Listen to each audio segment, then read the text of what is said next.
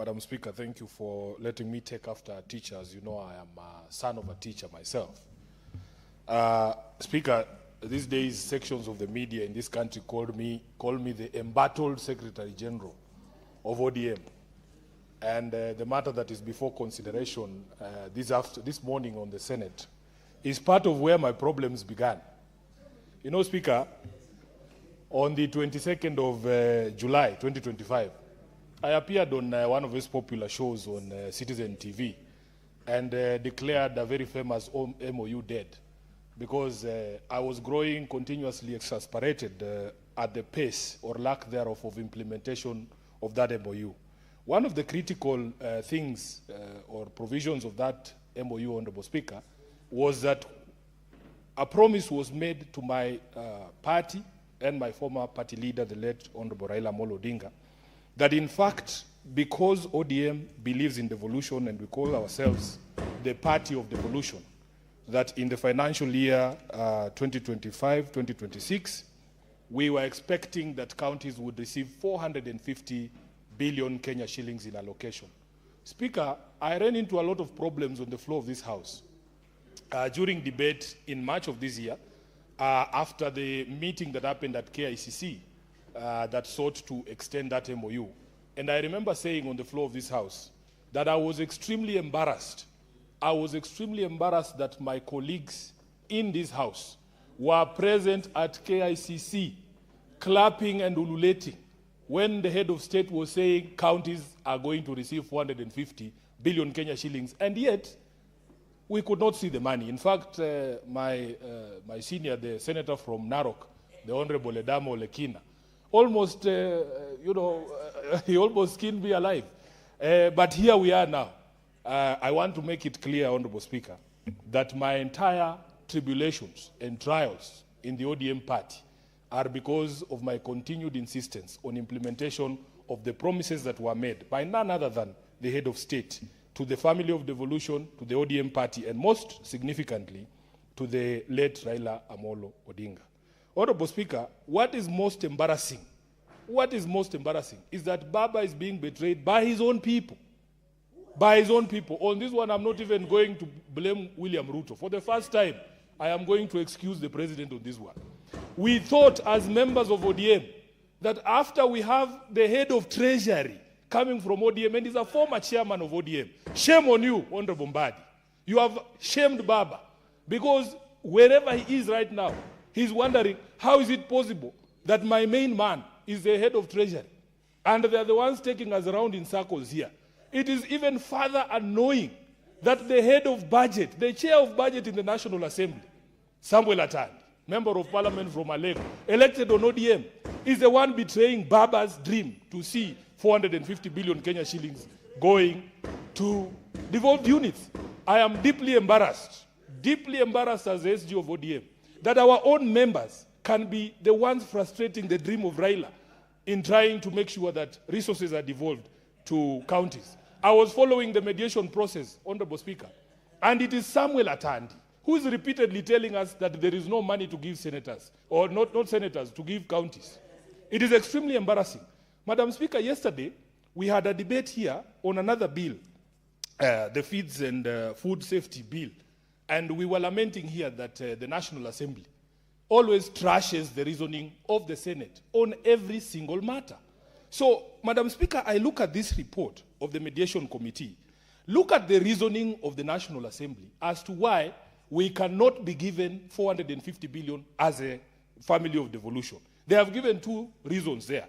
At paragraph 7 of that report, Honorable Speaker, you will see that they are saying revenue shortfalls. They have given revenue shortfalls as one of the excuses. And then they have said that the House observed that the allocation of 420 billion as the equitable share to county governments was informed by prioritizing of expenditures of national interest, including public debt obligations and other national commitments. When the National Assembly defines national interest, the counties don't feature anywhere as an ingredient of national interest. Then you go to page 3 of that report, Honorable Speaker, and you see the reasoning of the Senate. From paragraph 11, we have taken time to explain to the National Assembly why counties need these resources. These guys just do voodoo math. They just pull numbers from the air. Whereas the Senate sits down and tells them point by point why we need this extra allocation.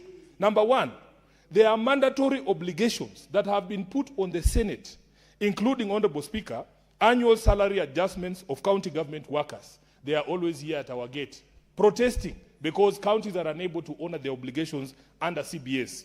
Additionally, county governments are in arrears in implementing the third and fourth remuneration and benefits review cycle, as recommended by the Salaries and Remuneration Commission, amounting to 10 billion Kenya shillings. We gave another reason. We thought that it would find favor with Atandi and his friends. Joint funding of national government programs that counties are expected to finance mandatory obligations, including KIPES, CHPs, FLOCA, and food systems resilience projects.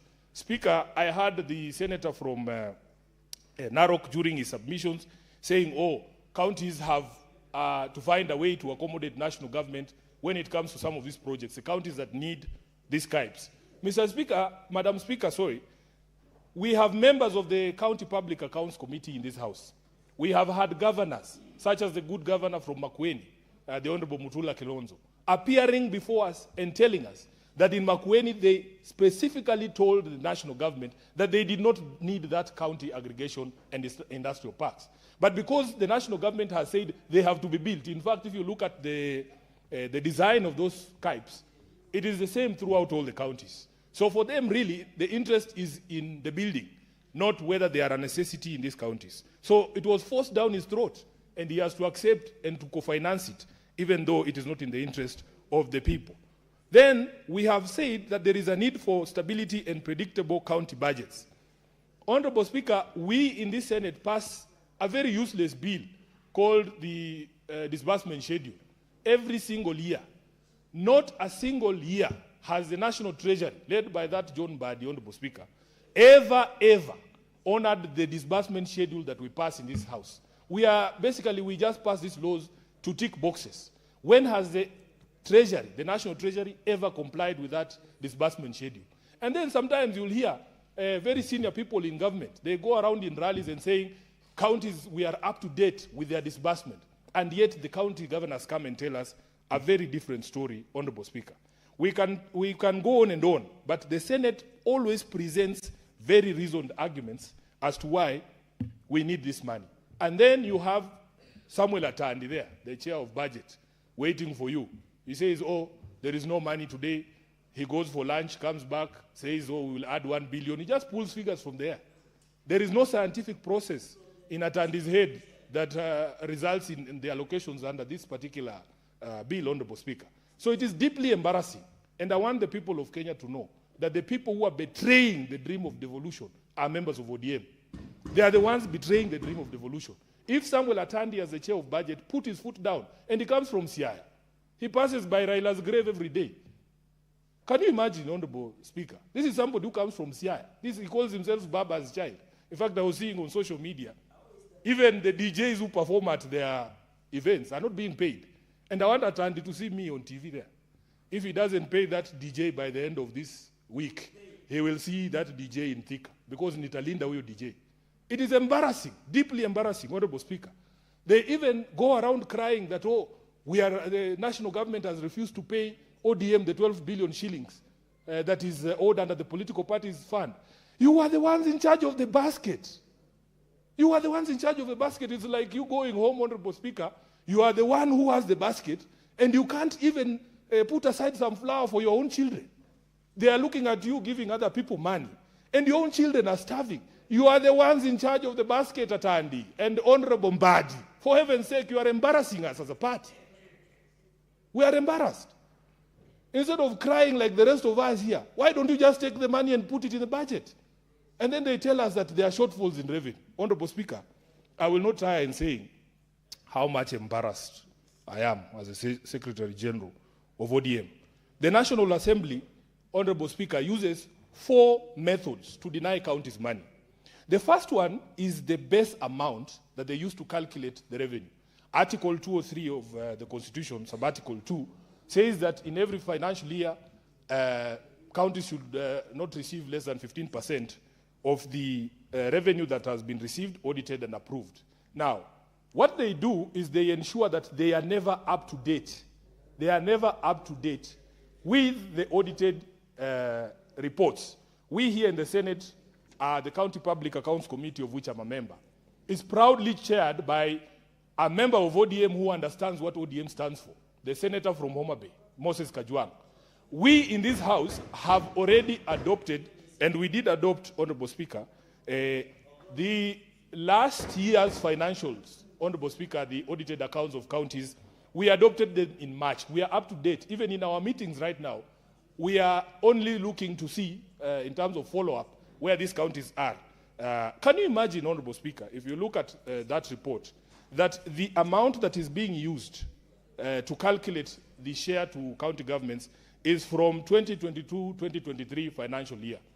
And I'm not quite sure who chairs the County Public Accounts Committee in the National Assembly. I suspect it's also another member of ODM. Yes, the Honorable Tindi Mwale. He's embarrassing us as a political party because it is his responsibility and the responsibility of his committee to ensure that they are up to date. These are the people who are letting down Baba. These are the people who are killing the dream of devolution. Honorable Speaker, these are the people who should be held before the disciplinary committee of the party, not Sifuna. Not Sifuna for insisting that we need to implement the MOU that Baba signed himself. The second thing, Honorable Speaker, is borrowing.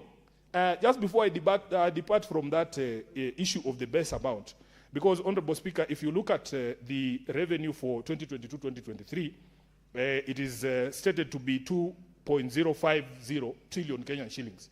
If they were using current audited accounts, in the last financial year, Honorable Speaker, we were at 2.571 trillion. That is not an insignificant amount. That's over 571 billion Kenyan shillings. It's not an insignificant amount. And if you applied 15% on that amount, you would see the revenue of counties going up. The second thing is the question of borrowing, Honorable Speaker. As we know, even yesterday, when we were debating this bill on food safety, one of the reasons that was advanced by the National Assembly on why county governments and their departments cannot be considered authorized entities, they said that they are not recognized internationally. Now, when it comes to borrowing in this country, the only level of government that is able to borrow, especially from foreign markets, Honorable Speaker, is the national government. So the counties are unable to access this. But when it comes to the calculation of the shareable revenue, first the national government takes away what they call national interest and national obligations in repayment of debt. And one of the arguments that I have made is that whereas under the family of devolution, we can see a schedule of 47 counties, and we know Murang'a has gotten X, Bungoma has gotten Y, Nairobi has gotten Y. We don't see a similar schedule of the spending or expenditure of this debt that we have accumulated in projects across our counties. If you ask the people of Bungoma, do they know how much money is spent in Murang'a or in Mandera? From the national basket, they don't. And when people complain, you hear some other people saying, oh, but you also get money. What have you done with the money that we've allocated to you? This figure of 424 is insignificant compared to the amount that is retained by the national government. And so nobody should be able to make those arguments. In fact, I want to make a promise here that once we establish government in 2027, one of the things we are going to do, Honorable Speaker, is to make sure that we only use the resources that we raise. This issue of borrowing is the one that is also killing devolution. And when you ask National Treasury, our friend John Mbadi will go to, what is it called, Jivanji here, and sell lies to Kenyans, open lies about the state of debt in this country. We will also, Honorable Speaker, have to assail the public expenditure in this country so that we can do away with this borrowing. If Mwai Kibaki was able to balance our budget, Honorable Speaker, it can be done. It can be done. We see a lot of wastage in this country. We see a lot of lages just being thrown around. Can you imagine, Speaker? I don't know if I can ask the Speaker a question directly, but the rules don't allow. Madam Speaker, just think, when was the last time you replaced the roof of your house? Then there is this specter where somebody replaces the roof of State House every 2 weeks because he has the money. If he doesn't like the color because it has rained and it has faded, somebody just decides, oh, we don't like the shape of the roof. That's what I'm saying. That's what I'm saying. In fact, we were discussing with one of the senators here. Madam Speaker. What's your point of order, Senator Abdul?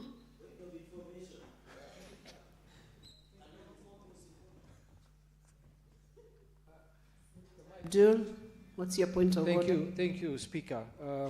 My point of order is on the content of speech of Senator Sifuna, and I was really following his contribution, which was very good until the point where he decided not to give us facts on the issue of changing the roof every 2 weeks. Can the Senator please substantiate that? Because it's kind of ridiculous to make such a statement when we, I don't know, maybe Cherargei knows if the roof in State House is being changed every 2 weeks. Madam Speaker. Thank you, Senator Abdul. Senator Sifuna, you have made a sweeping allegation of roof being changed every 2 weeks. Can you substantiate? Madam Speaker, I wanted it to sound ridiculous so that it can actually puncture the conscience of these members of this House. It might not be every 2 weeks. Senator but Madam Speaker, Sifuna, you may proceed yes, then to withdraw statement. Let me not say every 2 weeks, Madam Speaker, because I don't have that evidence. So can you but withdraw in the life it? of this Parliament, withdraw that statement. I have withdrawn. Okay, proceed. Madam Speaker, in the life of this Parliament, we have seen changes to State House more than we have seen in the past 10 years.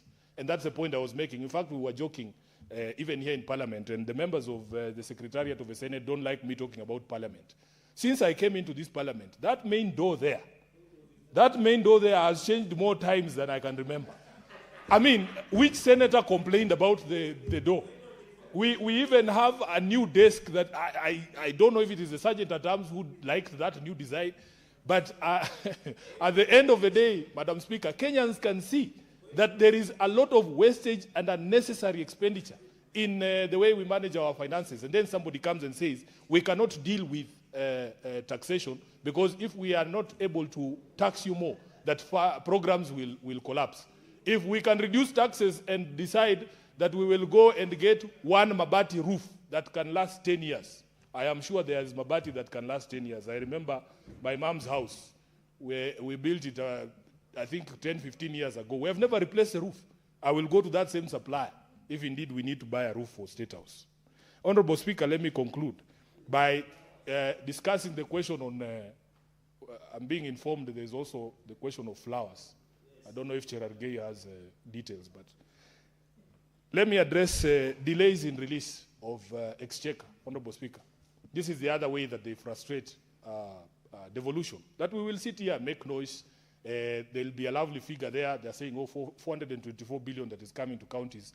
But there is no way counties can predict when they are going to receive this money. And it is very difficult to run counties in an unpredictable fashion. If you don't know, for instance, if senators didn't know when you're going to be paid, how would you know when to settle your obligations for rent, for school fees, for the other things? So it is wholly difficult. And we place the blame squarely at Treasury, because the National Treasury behaves as if it is the National Government Treasury and not the Treasury for all of us. Lastly, Honorable Speaker, there is a refusal to devolve functions. And Senator Mungatana has taken us through many, many examples of refusal to fully devolve functions. And Speaker, I will reiterate that in fact the full unbundling of functions was one of the conditions in the expired MOU. These are the things that bring me problems, because I remind the party, I remind members of ODM that is what Baba signed up for. We have had fights here with members of the National Assembly, again, Honorable Speaker, over the road maintenance levy fund, because the Constitution only recognizes 2 levels of roads. It's national roads and county roads.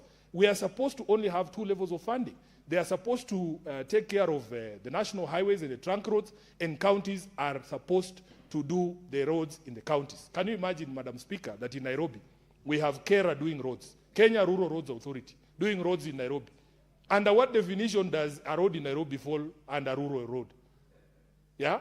And the Honorable Raila was very clear, because he's the one who brought these road agencies. He said they became obsolete after the promulgation of the new constitution. They need to be wound up.